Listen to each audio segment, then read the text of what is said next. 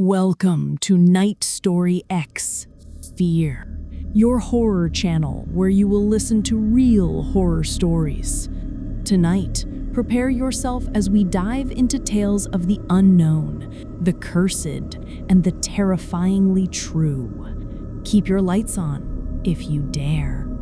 The Labubu doll, the thing that shouldn't have followed me home. I never believed in curses. Never. Superstitions were for people who had too much time and too little sense. But now I'm not so sure. If anyone ever finds this recording, I hope they understand. I'm not exaggerating. Every word I say is true. It started with a package. I remember it perfectly. Rain slashed sideways against the street lamp outside my apartment, the kind of rain that makes the streets glisten like black glass. Neon signs reflected in puddles down the block. I'd just gotten home from a late shift, exhausted, and there it was. A small, square box on my doorstep. No name, no return address, just plain cardboard, taped tight, and something inside that felt wrong. I picked it up. The box was light. Too light. Something in my gut told me to leave it alone, but curiosity, or maybe stupidity, won. I carried it inside and set it on the counter. Examined it. No markings, no label, just emptiness and silence. I hesitated.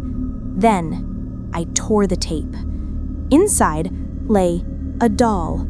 A Labubu doll. I'd seen them online. People called them creepy but cute. But in real life, it was grotesque. Its face was a twisted mix of childlike innocence and something wrong. Big, wide eyes glinting in dim light, sharp teeth in a tiny mouth that wasn't smiling, but smirking, mocking me. Its ears were long and bat-like, tiny hands curled as if ready to grab. I shivered. I shouldn't have touched it, but I did. The second my fingers brushed its skin, a cold shot ran down my spine, like ice sliding into my bones. It felt alive.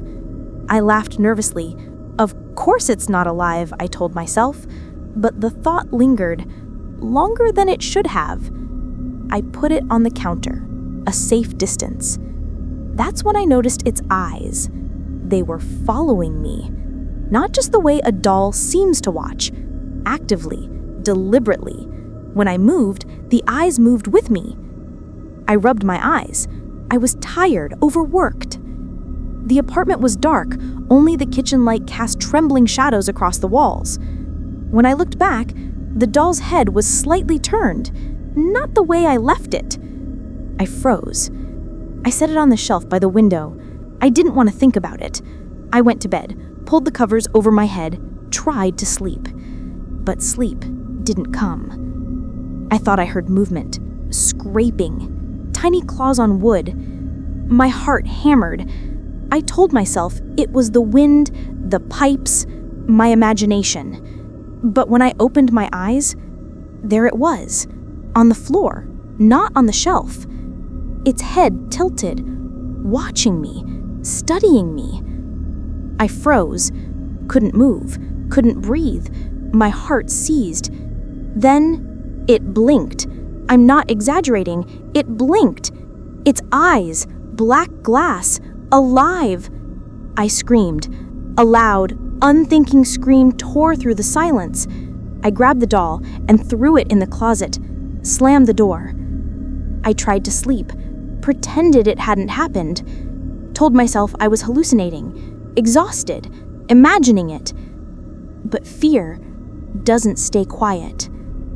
That night, I woke at exactly 3:14 a.m. The clock glowed red, a single, mocking number. I don't know why I woke. Maybe I heard it. Maybe it woke me. But when I opened my eyes, it was standing at the foot of my bed. I swear, it was standing, tiny feet on the floor, arms limp at its sides, head tilted, studying me. And it smiled. That awful, crooked, impossible smile. I couldn't scream, couldn't move, just lay there paralyzed. Then it turned its head toward the wall, then toward the closet, and disappeared. I sat up. The closet door was closed.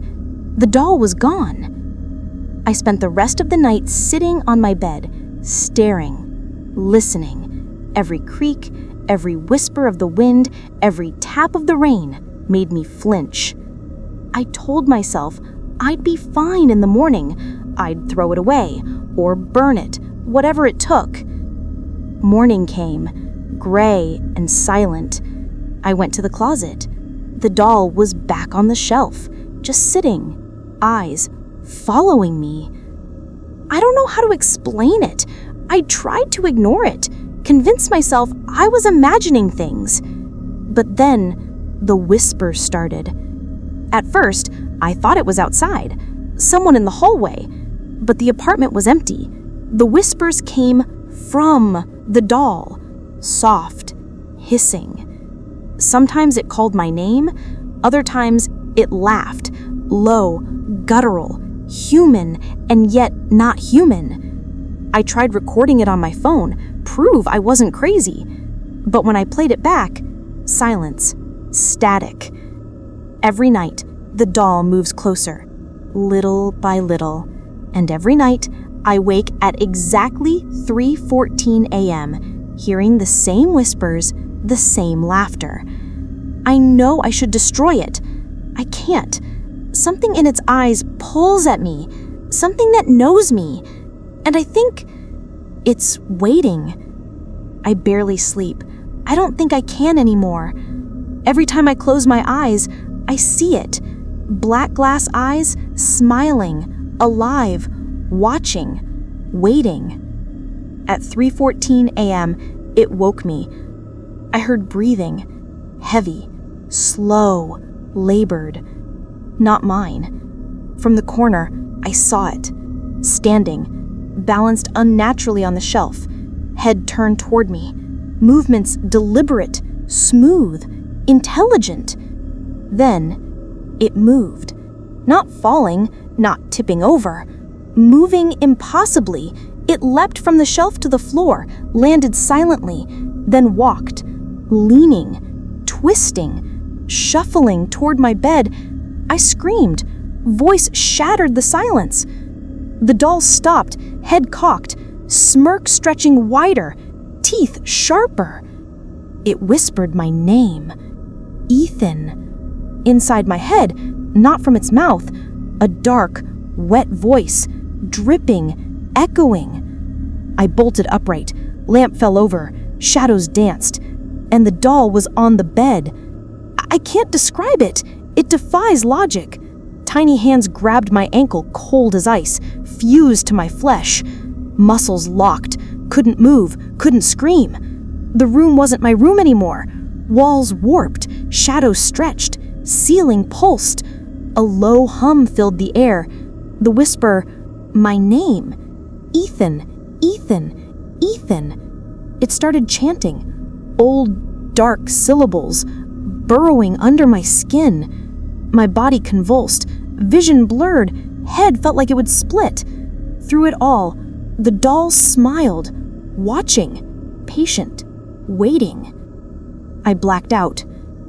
I woke hours later on the floor.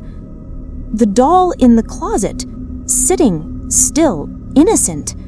But I knew something in me was gone. Something else had taken its place.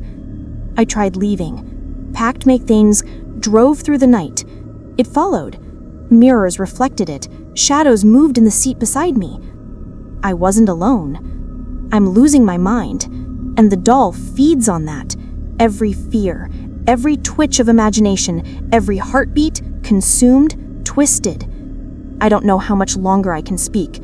Hands shaking, voice raw, every thought invaded. It's in the corners, in shadows, every reflection. Even when I close my eyes, it's there. Small figure, eyes gleaming, smiling, watching, judging, knowing. It whispers constantly. My own voice echoes back words I never thought I could say. thoughts I never had. It teaches me to speak, to spread its presence. I can't stop it. Always there, waiting, hungry. I thought I could fight. I thought I could outlast it. But the closer I resist, the closer it feels. Behind my eyes, in my chest, crawling beneath my skin. My apartment is a cage.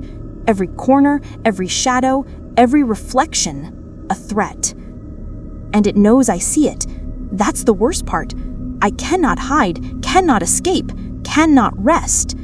If anyone ever finds this recording, know this. The Labubu doll is alive. It waits, it watches, it smiles, and when it chooses, it will come for you too. The last thing I see, its eyes, endless, black, staring into mine, smiling, waiting, patient, and then darkness.